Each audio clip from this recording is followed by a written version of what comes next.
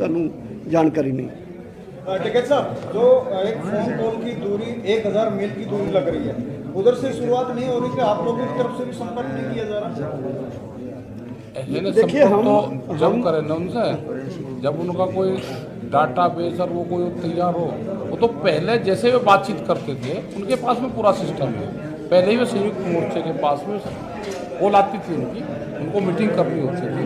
वो तो एक कहने की बात है कि हम एक फ़ोन कर लें तो हम बात कर लेंगे, उस तरह का अभी सरकार का कोई मैसेज नहीं है। प्रधानमंत्री जी ने नंबर नहीं दिया, बात तो हम कर लेते, लेकिन उन्होंने नंबर नहीं दिया कि कौन से नंबर पे बात करनी है। अभी नहीं, जैसे आप मजाक कर रहे हैं बोल देते हैं, देश के जरिए बोल देते हैं कि हम बात करने के रोज बोलते हैं, हम रोज बोलते हैं देश हर के चैनल पे, हर उसमें हम रोज बोलते हैं कि हम बात करने के लिए तैयार हैं, but you come with some proposal. बात नहीं, टाइम जगह और प्रपोजल के साथ आइए, हम तो कल बात कर लेंगे, हमें क्या दिक्कत है।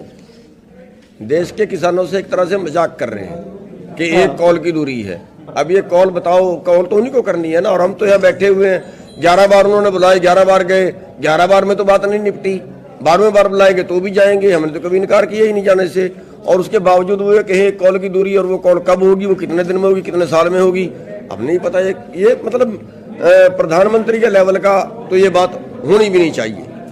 और साथ ही देखिए, शर्म की बात है हमें कि देश का जो सीईओ है वो बोलता है परजीवी, आंदोलनजीवी, एफडीआई, ये सब क्या बातें हैं? बल्कि ये कोई सिंसियर बातें हैं? आप एक इतना बड़ा आंदोलन है, इस आंदोलन में पूरे देश के लोग लगे हुए हैं, उसमें इस तरह का वो करना, वो भी पार्लियामेंट में, ये कहाँ की बात? इससे टोटल नॉन सीरियसनेस गवर्नमेंट का जो है, और इसका खमियाजा इनको भुगतना पड़ रहा है। जैसे युद्धवीर जी ने आज कहा कि लोग ऐसे आ रहे हैं और अल्टीमेटली ये लोगों का गुस्सा आ रहा है इनकी तरफ।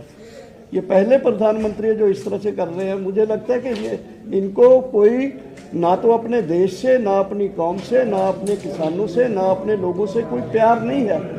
ये बड़े जो जिनको बेच रहे हैं देश, ये अपने अंबानी, अडानी और दूसरे कॉर्पोरेट्स को, उनके साथ ही इनका लगाव है, हमारे साथ नहीं।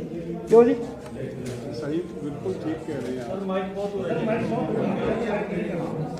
देखिए अभी पीछे क्या हुआ, 750 लाख करोड़ रुपया इंडस्ट्री को लोन दिया गया, 61,000 करोड़ रुपया एनपीए किया गया 10 इंडस्ट्रियलिस्ट का। किसान का अगर 5-7 हज़ार करोड़ का अगर माफ़ करने की बात आ जाती है तो सरकार के बजट में पैसा नहीं होता। केवल 10 इंडस्ट्रियलिस्ट का 61,000 करोड़ रुपया इन लोगों ने राइट ऑफ 61,000 करोड़ रुपया माफ़ किया इन्होंने। और हम जब मांग करते हैं तब ये कहते हैं कि हमारे पास पैसा नहीं है। ये दोहरी नीति है। ये एमओयू पहले साइन हो गया था अडानी के साथ कि आप जितने भी गोदाम बनाओगे उनमें उनका प्रबंध, उसमें जो गल्ला रखने का प्रबंध हम करेंगे, इस तरह का कानून लेके आएंगे। इन्होंने वो लिमिट हटा दी एसेंशियल कमोडिटी की। और मैं तो आप प्रेस के माध्यम से ये कहूँगा, वो जो लिमिट हटी है वो हमको प्रोड्यूसर को तो मारेगी, क्योंकि वो जो उसके पास जिसके पास स्टॉक होगा वो फसल के टाइम पे तो उसको रिलीज करके मार्केट में पैसे गिराएगा, और जिस दिन वो उसके गोदाम में आ जाएगा उस दिन कंज्यूमर मरेगा। इस लड़ाई में हम अपील उस कंज्यूमर से भी कर रहे हैं बार बार कि अगला नंबर आपका, आज हम धार पे रखे हैं, अगली तलवार आपके गर्दन पे होगी। अब क्यों ना अभी साथ आ जाए और साथ आके इसको अभी निपटा दें इस पूंजीवाद को, ना तो इस देश में पूंजीवाद, इस तरह का पूंजीवाद आएगा। कई दफे प्रधानमंत्री जी ने दूध का जिक्र किया कि डेयरी फार्मर को फायदा होगा। ये जो मॉडल लेके आए, डेयरी फार्मर पूरे यूरोप में आंदोलन करता, वहाँ पे क्या कानून है कि डेयरी से ही आप दूध खरीद सकते हैं, डायरेक्ट जो है किसान जो है कंज्यूमर को नहीं दे सकता।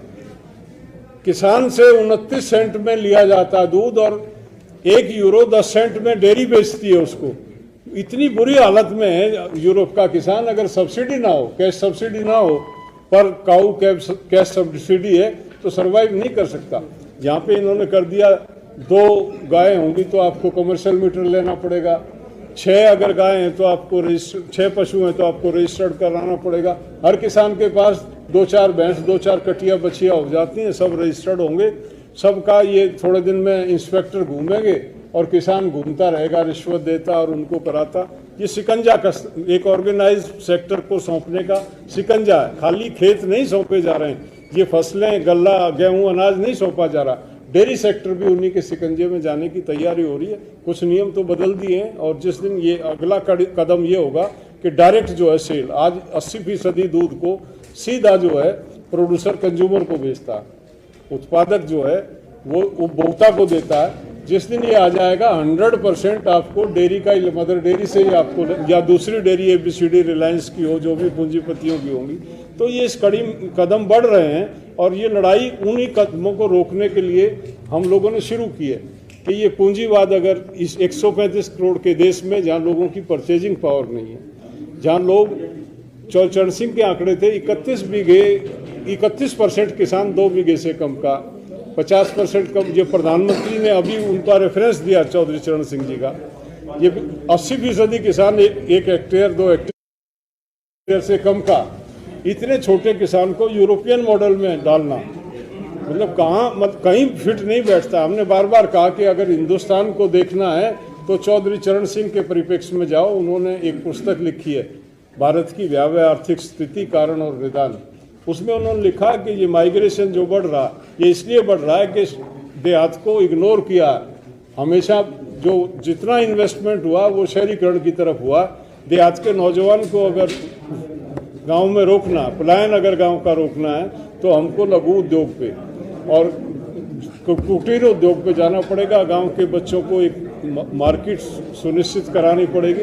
ये तमाम इश्यूज़ हैं हमारे इनके, जो गांव के टोटल इश्यूज़ को, और यूथ आज में जो इतना नौजवान हमारे साथ जुड़ा है, कहीं ना कहीं वो पीड़ित है इस सिस्टम से, वो असंतोष है जिसकी वजह से वो हमारे साथ आया। तो ये बड़ी लड़ाई है और इसमें आप लोगों का, मीडिया का एक सार्थक सहयोग जो हमें मिल रहा है अब तक, निश्चित तौर पे ये सहयोग मिलता रहेगा तो इस लड़ाई को जीतेंगे, ये हमको यकीन है और इसी रणनीति पे हम काम कर रहे हैं।